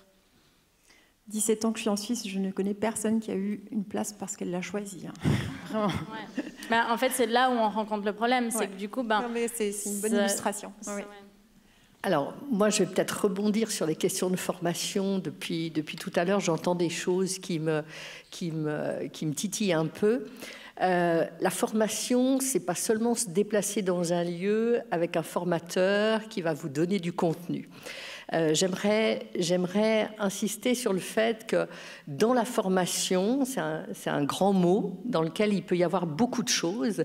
La lecture, c'est de l'auto-formation déjà. Donc c'est vrai que pour des professionnels de l'enfance, enfin les gens qui travaillent avec moi dans le groupe à les aides l'entendent depuis le mois de septembre l'année dernière. En tout cas, à minima, chapitre de bouquins, articles, je dirais que chaque mois, il faut s'enrichir d'au moins une lecture. Ça, c'est un préalable. Quand on travaille dans le social, quand on travaille les relations humaines, c'est un incontournable. Alors, c'est lire, c'est peut-être écouter une conférence, c'est peut-être... mais notamment un apport extérieur. Ça, c'est déjà de l'auto-formation. Et puis, effectivement, on râle beaucoup autour des moyens. J'entendais Corinne qui parlait de la formation continue. J'ai partagé la question de la formation continue. On peut aussi, au niveau peut-être management des institutions, instaurer une politique de formation à l'interne qui soit de l'ordre de l'institution apprenante. Parce qu'à partir du moment où vous êtes confronté à des difficultés avec une famille, où vous accueillez la difficulté, vous n'avez pas de réponse, où vous ne savez pas quoi en faire, eh bien, il y a toujours une équipe derrière auprès de laquelle vous pouvez relayer et que, en réfléchissant ensemble, on se forme aussi. Et que quand on n'a pas de moyens ou quand on n'a pas de possibilités pour des questions organisationnelles, il y a d'autres moyens de se former que de solliciter un intervenant, que d'aller suivre une formation. Ce sont des temps de formation. Mais il faut du temps, là encore. Solliciter la direction, ça demande du temps, de la disponibilité. La question du temps, elle est, on l'a vu tout à l'heure, elle est transversale, elle est centrale, indéniablement. Mais en attendant... et puis, quant à la formation continue obligatoire, en tant que formatrice d'adultes, je suis bien placée pour le savoir, c'est juste impossible de former des gens qui n'ont pas décidé de venir. Donc, je ne suis pas dans le... ce que j'espère des étudiants à les aides, c'est que quand ils sortent, ils ont tellement vécu une expérience chouette de formation qu'ils aient juste envie de retourner en formation continue. Et puis, à partir de là, je crois qu'on peut construire un parcours de formation continue parce que la petite formation continue de 3 jours, je peux vous dire, je ne vais pas être une bonne vendeuse de la formation continue de 3 jours, mais ça ne fait rien. C'est quoi son rôle? Son rôle, elle permet juste, d'ailleurs toutes les recherches en sciences de l'éducation le démontrent, elle permet juste de reculer les questions de burn-out, les questions de fatigue, les questions d'usure, les questions de routine. Elle va venir réinterroger les pratiques. Mais pour être une consommatrice aussi des petites formations de 3 jours, parce que je trouve que ça fait du bien à ma tête, eh bien, j'ai jamais changé une de mes pratiques professionnelles avec ce type de formation-là. Ça veut dire qu'à un moment, moi je le vois déjà depuis 10 ans à les aides et dans d'autres contextes, dans une activité indépendante, les gens qui changent les pratiques sont des gens qui s'inscrivent dans des formations continues dans lesquelles ils s'engagent. Et finalement, ce sont dans les travaux de réflexion rendus par les étudiants que nous voyons les déplacements et que nous voyons les changements de posture. Parce que la petite formation de 3 jours, elle ne va pas changer, elle ne va pas vous révolutionner, elle va juste vous interpeller sur certaines choses, mais s'il n'y a rien derrière, généralement, il n'en ressort pas grand-chose.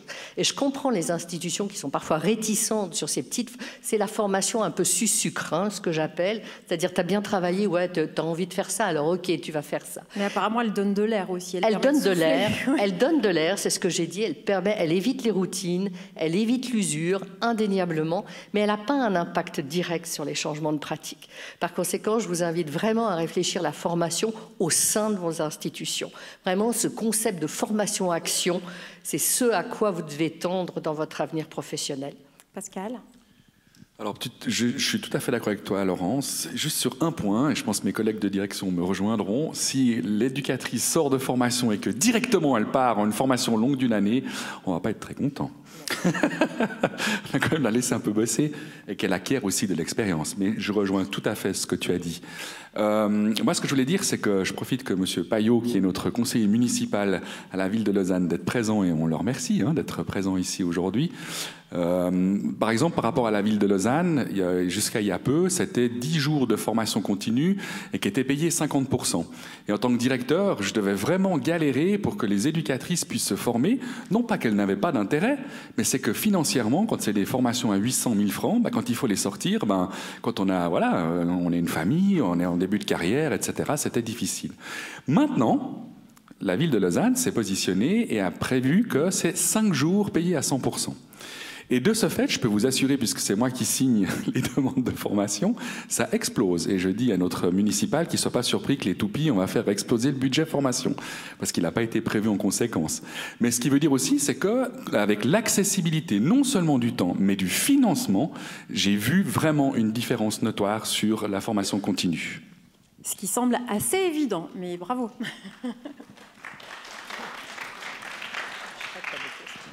Moi, je voulais rebondir aussi. Tout à l'heure, vous avez parlé des différents types de familles. Il y a des familles recomposées. Moi, je l'ai vécu, je le vis très personnellement.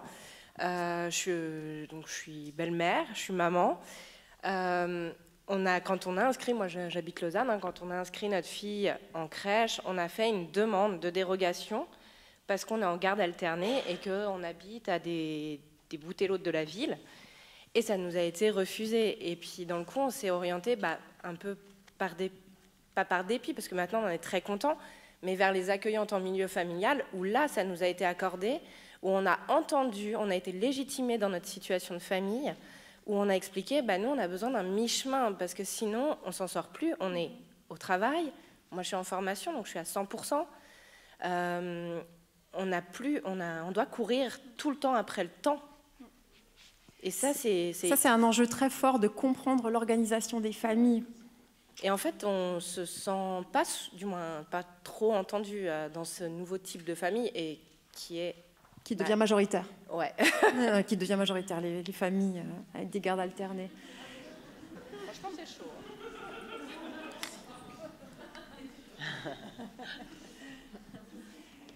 Ben oui, tout à l'heure, je voulais intervenir, mais je voulais vraiment vous remercier aussi sur ce commentaire sur la formation continue, parce que c'est vrai qu'on l'entend beaucoup.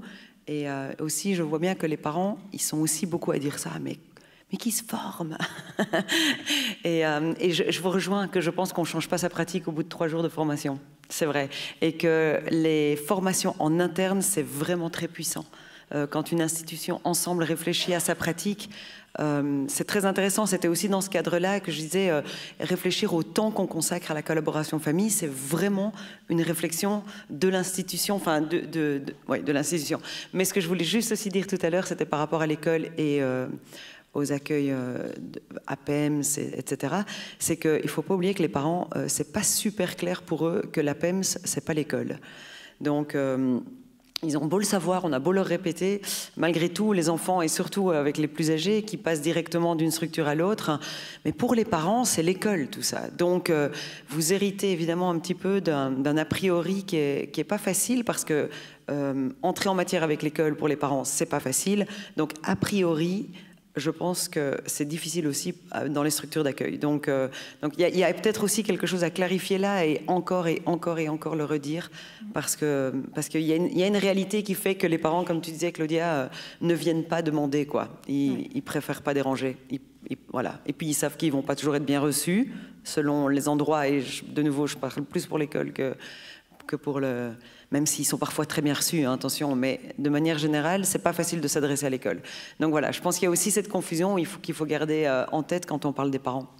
Très sincèrement, moi j'ai eu 3 filles. Il a fallu que ma fille aînée entre en formation pour que je comprenne qu'à l'APEMS, il y avait un projet pédagogique. J'avais jamais... Et je suis journaliste. Et j'avais jamais pensé... Enfin, j'avais vraiment réduit ce système à de la garde qui me m'allait très bien parce que les enfants vont déjà à l'école et que c'est super cool ce qu'ils font comme plaisir de jeu, etc. J'avais pas pensé qu'il y avait une pensée plus forte derrière. Voilà.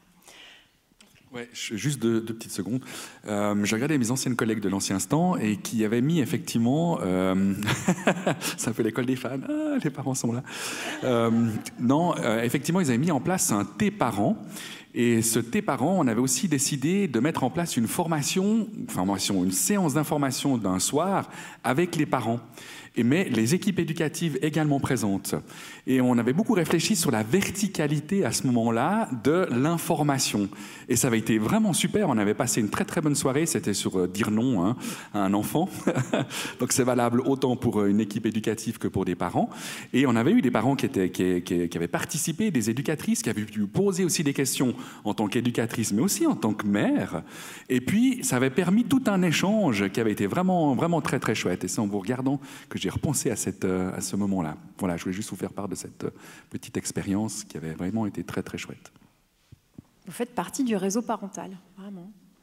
Je peux rebondir sur cette thématique aussi de la prise en charge des enfants à une époque où les enfants, par exemple, je vais me situer moi, je suis très contente qu'il n'y ait pas d'écran dans les APM, c'est dans les accueils. En fait, vous avez les enfants à un temps donné très long, très large de plaisir de jeu, qui est vraiment construit, où il y a d'autres enfants. Enfin, c'est un temps béni dans ce monde où ils sont quand même beaucoup happés par le numérique.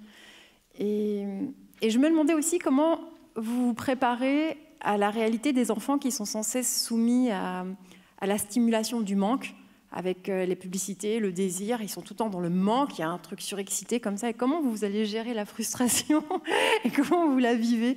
Parce qu'on a parlé des injonctions qui sont nombreuses aux parents, mais les enfants sont placés au centre de beaucoup de choses aujourd'hui.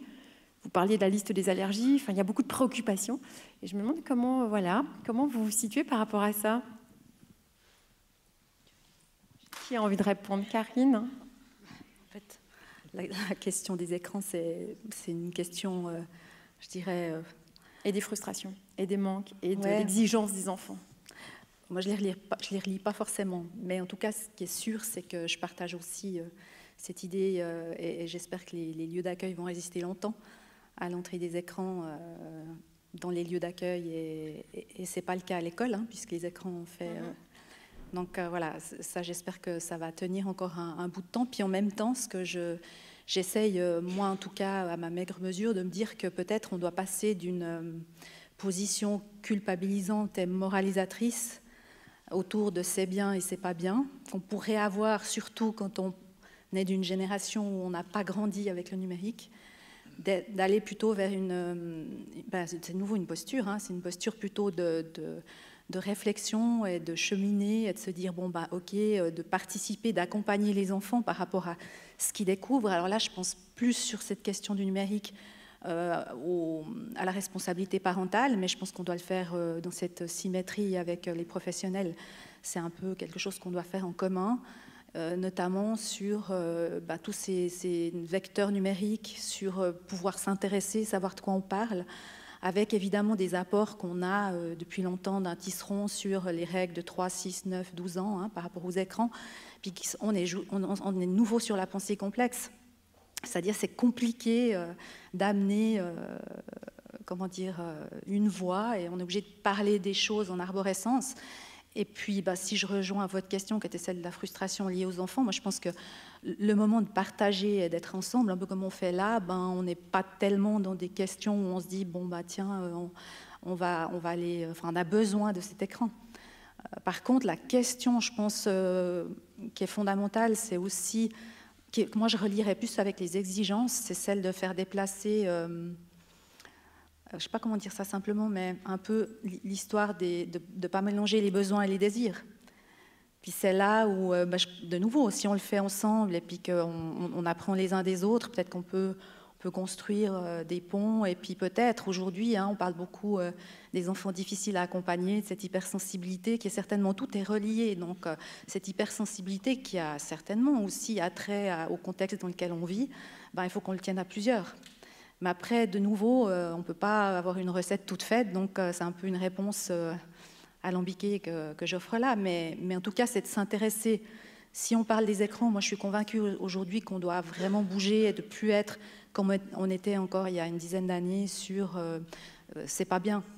Et ça, c'est plus entendable. C'est aussi plus entendable pour notamment des familles Si je pense à une famille monoparentale avec 3 enfants, une maman qui me parlait en me disant mais enfin voilà, si on me dit que c'est pas bien, mais le matin pour moi ça me rend super service, le dessin animé, donc c'est pouvoir aussi à un moment donné se mettre avec et puis réfléchir qu'est-ce qui est le plus utile et ouvrir les lignes. C'est un peu tout ce travail-là qu'on essaye de faire, de soutien à la parentalité ou d'accompagnement, ou je sais pas comment on peut y parler. Et puis là, on s'inspire tous des uns des autres, parce que, y compris, et on le voit quand on partage en tant que professionnel, bon, on a aussi notre expérience de parents qu'on remet aussi dans la bassine, et puis de faire bouger ces lignes-là, avec aussi tout ce qu'on entend sur le numérique et des personnes qui... là, je pense à un site qui, pour moi, aujourd'hui, est incontournable, qui s'appelle Yapaka, qui est, je pense aussi, on devrait partager ça avec des parents, parce qu'on souffre aussi de trop d'informations. Donc, on a aussi des parents qui ne savent plus parce qu'il y a trop de... Enfin, c'est un peu comme si, non, il n'y avait pas de repères, mais il y a trop d'infos, donc on est un peu noyé. Puis on ne sait plus trop comment, à quelles informations se vouer. Donc là, c'est vraiment dans l'effet miroir ou le partage qu'on peut de nouveau se positionner et se dire ça, je prends pas. Et puis faire du sur-mesure. Et ça, c'est vrai que la cellule dans laquelle je travaille, c'est la cellule socio-éducative. On a ce temps-là pour aller à la rencontre des professionnels et aussi des familles, dans un temps donné où on fait du sur-mesure à partir de la famille X avec ce professionnel Y. Puis là, je crois qu'on peut faire que comme ça. Et le sur-mesure, c'est une bonne réponse. En tout cas, la question des écrans, elle est réelle, puisqu'il y a des enfants qui ont des smartphones dès 7 ans, et même avant. Donc voilà, il y a aussi des attentes après l'école. Claudia ? Oui, alors je souscris à tout ce qui vient d'être dit. Je pense de s'approcher d'une famille en lui disant mais là, ce que vous faites, c'est pas bien. C'est pas bien. Parce que c'est pas comme ça qu'on va créer un lien de confiance, c'est pas comme ça qu'on va avancer ensemble.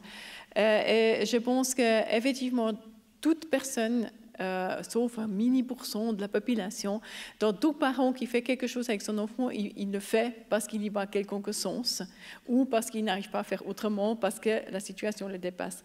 Donc, je ne pense pas qu'il y a des parents qui se lèvent le matin qui disent ah oui, super, je vais filer mon téléphone toute la journée à mon enfant, ça va être super pour lui. Je ne pense pas qu'il y a beaucoup qui pensent comme ça. Je pense que les familles, quand ils font des choses, c'est comme elles viennent d'être décrites, parce qu'en fait, oui, parce que moi, je suis toute seule avec mes 3 filles, et puis en fait, non, si je ne veux pas leur taper dessus, il vaut mieux qu'ils gardent une demi-heure un film. Et puis, c'est ça, en fait, c'est là qu'il faut s'accrocher, et puis c'est là qu'il faut parler ensemble, et c'est là qu'il faut construire de comment on peut faire, comment on fait ensemble.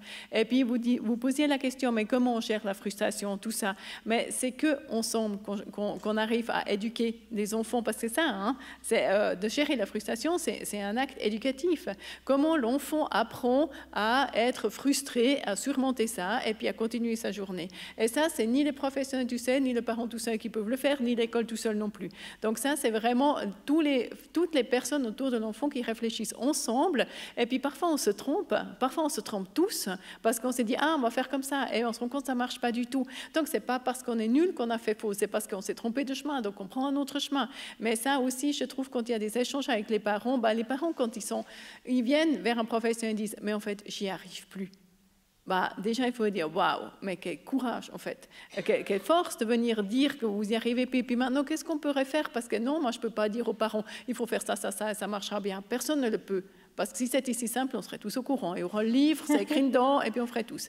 Mais c'est compliqué, et c'est complexe. Et je pense que c'est là, justement, il faut prendre du temps. Il faut commencer à... J'aime bien la question de sur-mesure. Et puis, ce qui marche pour une famille ne marchera certainement pas pour l'autre. Ce qui marche pour un enfant, ça ne marche pas pour l'autre. Et c'est là, il faut être créatif. On revient à ce qui a été dit avant. Il faut une certaine créativité. Et puis, il faut essayer de dire, OK, essayons ensemble.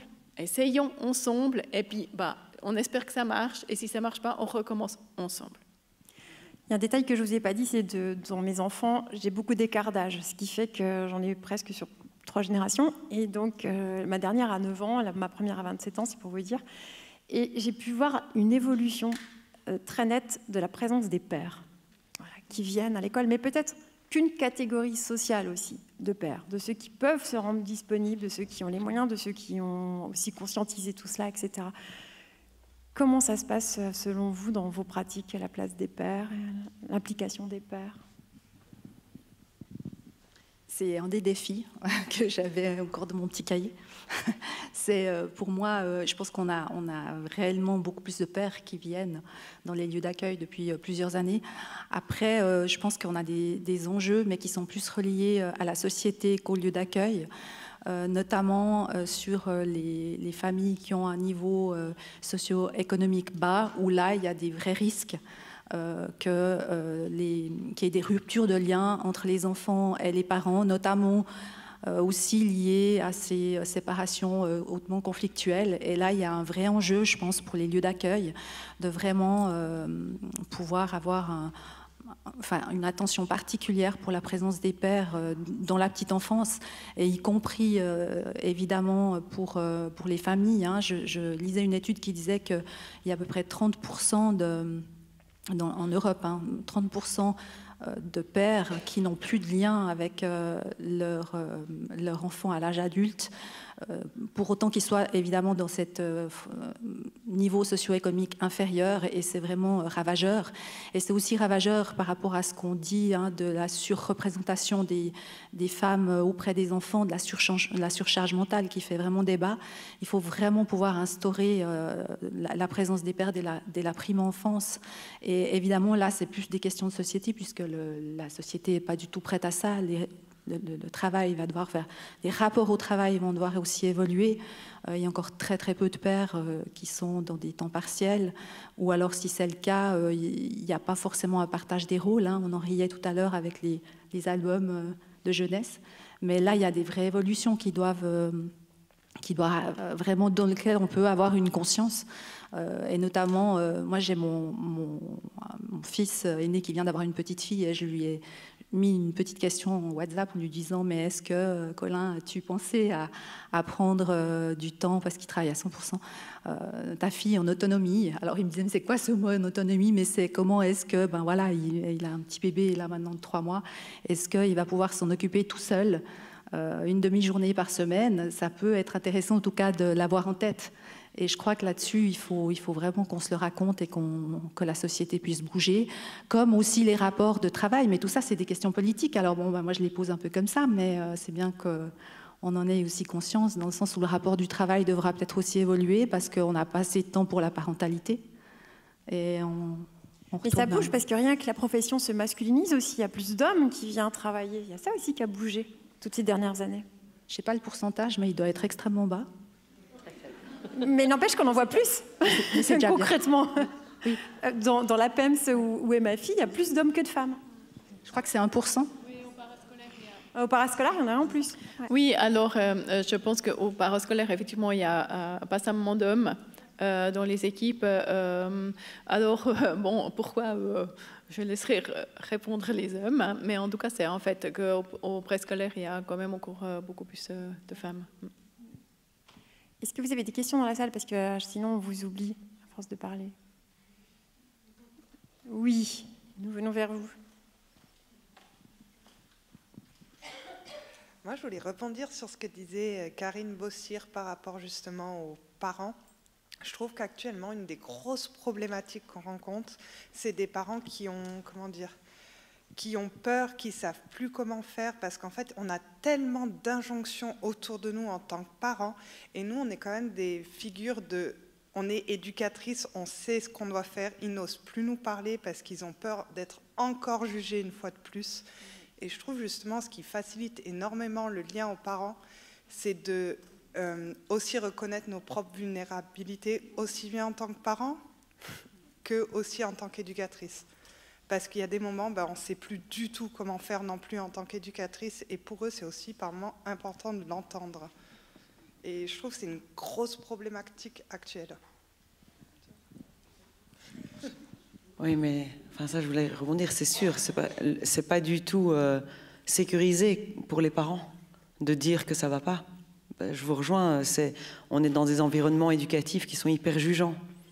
Parce que, a priori, que ce soit l'école et même aussi quand on est formé en tant qu'éducateur, éducatrice, il faut vraiment être vigilant de ne pas considérer qu'on sait mieux que le parent. Parce qu'en fait, dans le fond, c'est ce qu'on pense. On dit, bah, ce parent, moi j'étais lui, je ne ferai pas comme ça, enfin, je vais lui expliquer comment il faut faire, quoi. Et ça transparaît, hein. Ah oui, à fond, hein, ça transparaît à fond. Mais donc, ça veut dire qu'il n'y a aucun espace pour que les parents se livrent. Mais jamais, jamais vous allez aller dire que ça ne va pas si vous savez qu'en face, vous êtes jugé. Donc ça, c'est vraiment un gros travail de la profession, de l'éducation en général, c'est de vraiment arrêter ce jeu de pouvoir où on sait mieux que la famille, quoi. Parce que la famille, elle est coincée. Voilà. Et je reviens à ce que je disais au début, mais pour changer ça, il faut gagner en confiance. Et la seule façon de gagner en confiance, c'est de faire ensemble. Tant qu'on tient un discours ex cathedra, ça ne marche pas. Mais voilà, on y travaille. Oui, bonjour. Moi, je voulais juste rajouter qu'il y a aussi le fait qu'on est une société où on voit que le négatif. Et puis que pour que les parents aient confiance en nous, c'est aussi de ne pas relever tout le temps les problèmes, relever aussi ce qui va. Et puis, je pense particulièrement aux parents qui sont en difficulté et qui, prenons le parascolaire, qui ont des messages des maîtresses tous les jours, qui leur disent que ça n'a pas été avec leur enfant, qui viennent à l'APEMS ou à l'UAPE et que ça n'a pas forcément été avec leur enfant, ils le savent, ce qui ne va pas avec leur enfant. Donc de peut-être changer un peu ce regard-là et ce focus et de leur dire, ça s'est bien passé à ce moment-là. Et je pense que ça, c'est des choses qu'on oublie aussi de faire au jour le jour avec les familles. Oui, et j'aimerais rajouter qu'il faut aussi tenir compte de la complexité en fait, des interactions qu'une famille peut avoir. Parce que si une famille se fait convoquer lundi par l'école, on lui dit que ça ne va pas. Ensuite, jeudi, elle se fait convoquer par le parascolaire, on lui dit que ça ne va pas. Puis par manque de bol, elle se fait encore convoquer par le foot, où on dit que c'est vraiment trop compliqué avec leur enfant. Je veux dire, c'est hyper destructeur. Et je pense que là, on a vraiment aussi à réfléchir en tant que professionnel, de se dire, OK, qui sont les autres partenaires autour de cet enfant-là et quel message on va porter ou pas porter, et puis est-ce qu'on ne peut pas s'organiser un petit peu pour que, en représentant parle aux familles, parce qu'il y a aussi, après, il y a les fameux réseaux. Alors, je ne sais pas si vous avez déjà participé au réseau, il y a une maman et 7 experts de tout genre, hein. Et puis quand on a un peu de chance, en fait, d'abord il y a un petit groupe et puis ensuite on mesure un peu ce qu'on va dire à la famille. Quand on n'a pas de bol, hein, on se trouve dans ce truc-là et puis tout le monde y va pour dire en fait ce qu'il faudrait faire parce que voilà, on sait ce qui ne va pas. Et ça, je veux dire, ça ne crée ni le lien, ni la confiance, ni rien du tout. Et je pense que là, on a vraiment quelque chose à réfléchir aussi tous ensemble, mais comment en fait, parce que quand c'est facile, enfin tout le monde fait des sourires, on se dit bonjour, au revoir, on est heureux, mais quand c'est un peu plus compliqué, comment on s'y prend en fait, et qu'est-ce qui est vraiment important de dire à la famille, qu'est-ce qui va être porteur dans cette relation, qu'est-ce qui va être porteur pour l'enfant et qu'est-ce qui est vraiment inutile, parce que comme vous dites très bien, il y a un tas de choses que les familles savent, on n'a pas besoin de leur dire 30 fois. Et c'est vrai que l'importance des mots, c'est capital, hein. La parole impeccable, voilà. Vous connaissez tous sans doute, mais c'est super important, quoi, de dire. Je te rejoins, Claudia, de réfléchir. Et quand on dit quelque chose, est-ce que c'est pertinent de dire ça, ou on fait que se rassurer soi, dire que voilà, l'enfant a été difficile, j'ai besoin de le dire. Bah oui, mais c'est peut-être pas ce que la famille a besoin d'entendre. Donc ça, c'est un des premiers trucs en com, hein, c'est ne pas dire ce qu'on a envie de dire, mais dire ce que les autres ont besoin d'entendre. Donc ça, c'est de tous côtés, là-haut. Il nous reste juste quelques minutes, mais on y va avec toutes les questions. Allez-y, madame. Moi, j'ai peut-être une question. Comment on fait pour ne pas perdre le lien qu'on a avec les parents quand on veut protéger l'intérêt des enfants, quand il y a des difficultés au niveau des parents, mais que ça se passe bien avec les enfants? Enfin, je ne sais pas si... Quand c'est compliqué avec les parents, mais que la relation avec l'enfant, elle est bonne, mais que c'est désagréable avec les parents? Ah, d'accord. Ce qu'elle veut expliquer, c'est quand on est au courant d'une situation familiale plus complexe et qu'on doit protéger les intérêts des enfants, on a quand même ce lien de confiance avec les parents, mais c'est quand même des sujets qui vont être lourds à aborder. Comment on les aborde pour pas casser ce lien de confiance? Moi, je pense qu'il y a... Bon, je ne connais pas la situation, mais on fait souvent une confusion entre le fait que s'il faut être sincère avec les parents et leur dire des choses qui fâchent, pour dire ça simplement, ben, on va perdre l'alliance. Et moi, je pense que c'est tout le contraire. Après, c'est de nouveau comment on le fait. Puis c'est pour ça qu'on rebondit toujours sur la manière dont on se positionne, parce qu'il faut le faire avec du sens, de la réflexion, et puis avec cette boussole autour de l'intérêt supérieur de l'enfant, qui est de toute façon notre fil rouge. Mais je pense que, en tout cas, moi, je l'ai, à part exception, chaque fois que j'ai eu à le faire, c'est au contraire même si sur le moment peut-être c'est pas facile, et puis on a peut-être des parents qui peuvent être fâchés, mais on a aussi, je trouve, dans le monde de l'enfance, cette envie d'être tout le temps, mais ça c'est peut-être le travail social qui veut ça, où il faudrait toujours qu'on s'entende bien avec tout le monde et que les choses soient rondes. Et puis, je pense que ça veut dire aussi qu'une relation avec les parents, c'est pas toujours c'est toujours dans la bienveillance, mais c'est pas toujours où on est content, où on est, peut-être que sur le moment les parents vont être fâchés, et ça devrait pas être une difficulté en soi, et ça va pas forcément rompre la relation. Mais de nouveau, c'est comment on le fait. Donc après, il faudrait pouvoir avoir un espace pour travailler vraiment cette situation-là. J'espère que j'ai un bout répondu. Mais en tout cas, moi, je ne le constate jamais. Je crois que je l'ai vu une fois en 15 ans. Vraiment, ce qu'on me dit souvent aussi, c'est que ses parents vont rompre le contrat. Moi, je l'ai vu une fois en 15 ans sur le nombre de situations. Donc ça, c'est aussi souvent des choses qu'on se raconte, des fantasmes qu'on a en tant que professionnel. Mais maintenant, de nouveau, il faut le faire. Il y a un article d'une psychologue qui travaille depuis 15 ans, non, même plus dans le champ de l'enfance, où elle a, dans un de ses livres, elle s'appelle Héloïse Junier, elle a ce titre « Faut-il être sincère avec les parents ?» Et j'aime beaucoup cet article, parce qu'il parle vraiment du sujet qui, moi, souvent, dans les rencontres avec les professionnels, ça vient toujours. Donc c'est une réelle question, donc c'est très bien de l'avoir posée, mais voilà, si jamais allez voir son article, il répond peut-être beaucoup mieux que ce que j'ai tenté de faire. Je crois qu'on va prendre une dernière question parce qu'on arrive vraiment à la fin. Oui. Oui, moi ce que je voulais dire, c'est qu'en fait, ce qui me paraît important, c'est de laisser toujours la porte ouverte, à quel que soit le moment de la journée. Parce que c'est vrai que souvent, c'est le soir ou le matin. Et puis, quand on a des parents qui appellent aussi, des fois, on est pressé. Mais ce que je trouve important, c'est de toujours dire que s'il y a quoi que ce soit, s'il y a un besoin, on est là. Et qu'il ne faut pas hésiter à ouvrir cette porte et à venir et à discuter. Et je crois qu'en fait, on s'imagine des fois en tant que professionnel à se dire oui, telle famille aurait besoin qu'on fasse une rencontre ou qu'il y a un entretien pour pouvoir dire quelque chose. Et en fait, je pense que c'est au fur et à mesure que ça se crée et que c'est pas que quand il y a des difficultés, c'est pouvoir laisser cette porte ouverte et dire voilà, on est là, on peut échanger avec vous, on peut entendre ce que vous avez besoin et puis on peut aussi être là pour vous accompagner et travailler ensemble. Et puis je trouve que du coup, en fait, de se dire qu'on doit montrer quel est notre travail, c'est en fait en le faisant qu'on va le montrer et c'est en créant cette relation de confiance qu'on va pouvoir en fait créer ce lien de confiance avec les familles.